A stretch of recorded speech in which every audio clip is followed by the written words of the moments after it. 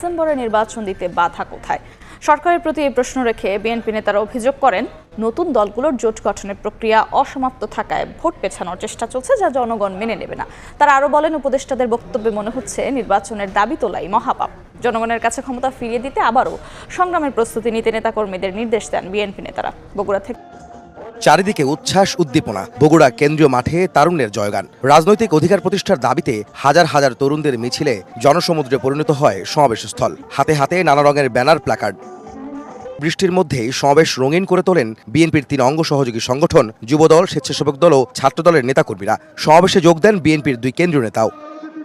বিএনপির সিনিয়র যুগ্ম মহাসচিব রুহুল কবির রিজভী বলেন, সরকারের কিছু উপদেষ্টার কথায় মনে হচ্ছে নির্বাচনের দাবি করাই যেন মহাপাপ। তরুণ উপদেষ্টাদের কথায় সরকার পরিচালিত হলে দেশ ভালো চলবে না। নির্বাচন চাওয়া বোধহয় অপরাধ, মহাপাপ।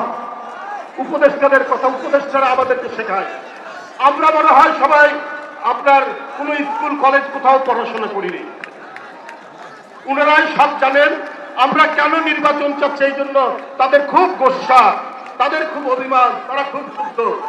আরে সংস্কার হয়নি, এখনই কেন ইয়ে চাওয়া? তো ভাই আপনারা কে? আপনারা কোনদিন বৈশাখ মাস জ্যৈষ্ঠ মাসের মধ্যে গণতন্ত্রের জন্য একবার রাস্তায় দাঁড়িয়ে শেখ হাসিনার বিরুদ্ধে মিছিল করেছেন? আপনারা করেননি, কিন্তু আমরা করেছি। নাতি নাতনি উপদেষ্টা বানালে সেই সরকার যে খুব অভিজ্ঞ সরকার হয় তা না। ডক্টর ইউনূস সাহেব অভিজ্ঞ মানুষ, আমরা তার বিরুদ্ধে সমালোচনা নেই, কিন্তু তাকে তো বুঝতে হবে আসিফের কথা শুনে দেশ চালালে সেই দেশ খুব ভালো মতো চলবে না।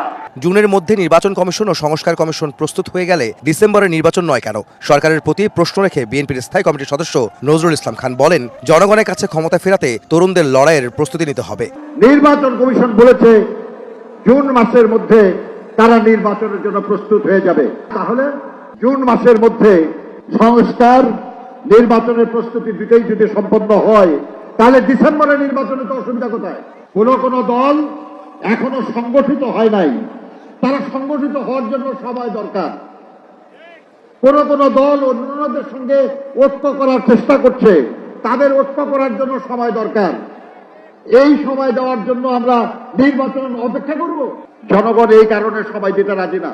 ফাঁসিবাদ বিরোধী লড়াইয়ে যারা সামনের কাতারে ছিলেন, সেই তরুণ সমাজকে সামনের কাতারে থাকতে হবে। কোন দলের জোট বা ঐক্য করতে সময় লাগবে বলে নির্বাচন পেছানো হলে তা জনগণ মেনে নেবে না বলে সাফ জানিয়ে দেন বিএনপি নেতারা।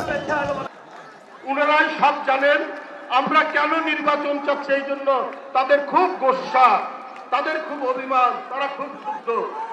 আরে সংস্কার হয়নি, এখনই কেন ইয়ে চাওয়া? তো ভাই আপনারা কে?